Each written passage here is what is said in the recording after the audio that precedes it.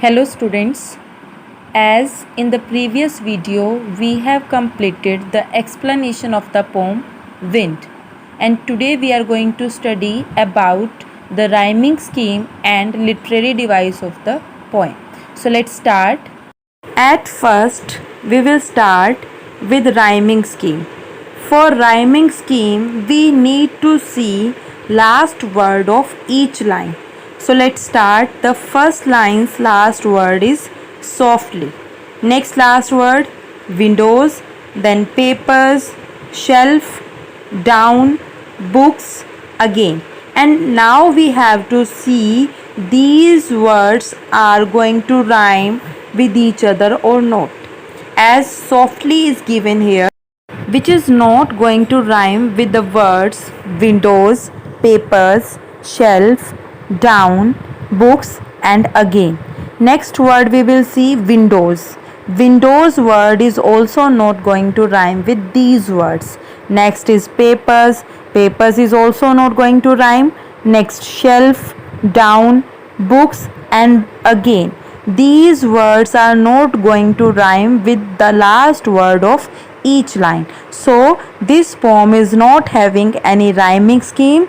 This poem is written in free verse.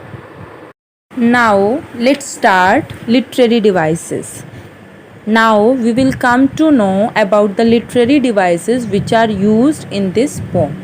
The first one which is used in this poem, that is anaphora. What is anaphora? When a word is repeated at the start of two or more lines.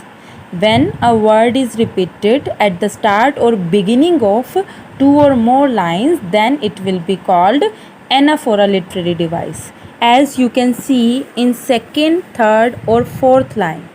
The first word which is given here, that is don't. And don't word is given here in the beginning of all these three lines. Don't break, don't scatter, don't throw, and the same word is given in the beginning of these three lines, more than two lines, so it will be called anaphora literary device.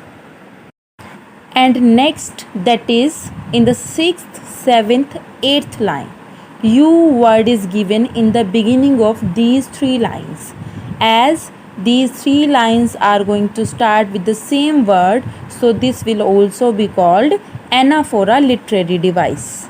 Next literary device which is used in this poem, that is personification. What is personification? Whenever a non-living thing is going to refer or treat as living thing, treat as a person, then it will be called personification. As in the whole poem you can see, for wind word, you word is used. You are word is used in the whole poem for wind, as wind is non-living thing and you is used for the person, so this will be called personification literary device. Now we will do the next literary device which is used in this poem, that is alliteration. What is alliteration? When two or more than two words first letter is having same sound, then it will be called alliteration literary device. As you can see in this poem, you can see the wind god winnows. Here wind v sound is given, winnows v sound is given. So both are having the same sounds and both are close to each other, so it will be called alliteration literary device. In next line, he won't do what? These two words, won't and what, also close to each other and also having the same sound of first letter, so these are also called alliteration literary device, as v sound in won't and what v sound is given. So these are called alliteration literary device. Now the next literary device which is used here in this poem, that is repetition. In repetition, what will be there if words are going to repeat? If words are repeated in the poem with same spelling, with same words or same sound, then it will be called repetition literary device. As you can see, frail crumbling houses. Here crumbling is going to repeat.